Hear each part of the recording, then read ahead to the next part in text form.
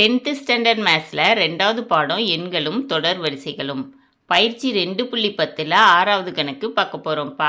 இந்த சேனலை சப்ஸ்கிரைப் பண்ணாத ஸ்டூடெண்ட்ஸ் சப்ஸ்கிரைப் பண்ணி சப்போர்ட் பண்ணுங்கப்பா. வாங்க கணக்குக்குள்ளே போகலாம்.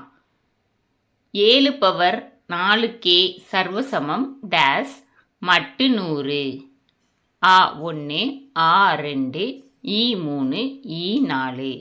அதாவது 7 பவர் 4k எதுக்கு சர்வசமமாக இருக்கும்?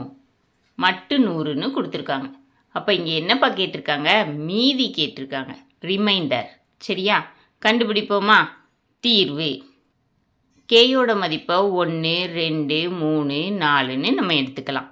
ஃபஸ்ட்டு கேயோட மதிப்பை 1ன்னு எடுத்துக்கிடுவோம். சரியா, அப்போ 7 பவர் 4 இன்ட்டு 1 அப்படின்னு இருக்கும். சரியா, அப்போ 7 பவர் 4 தான் வரும்.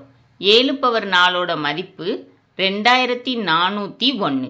சரியா, 7 இன்ட்டு 7 49, 49 இன்ட்டு 49ன்னு போட்டோம்னா 2401 கிடைக்கும். இதை 100ஆல் வகுக்கலாம். சரியா, 2401 100 இன்ட்டு 24 ப்ளஸ் 1. இங்கே ரிமைண்டர் என்ன கிடச்சிருக்கு? 1 கிடச்சிருக்கு. இப்போது கேயோட மதிப்பை 2ன்னு எடுத்துக்கலாம்.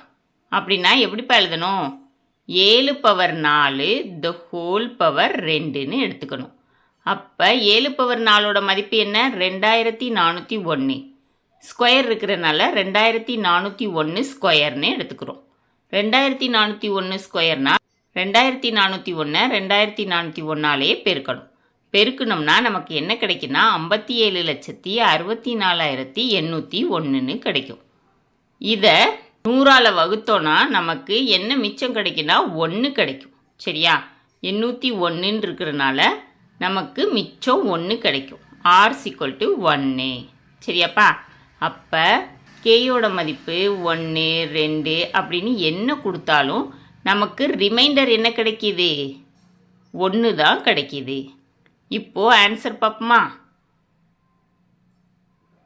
இதில் ஆன்சர் கரெக்ட்.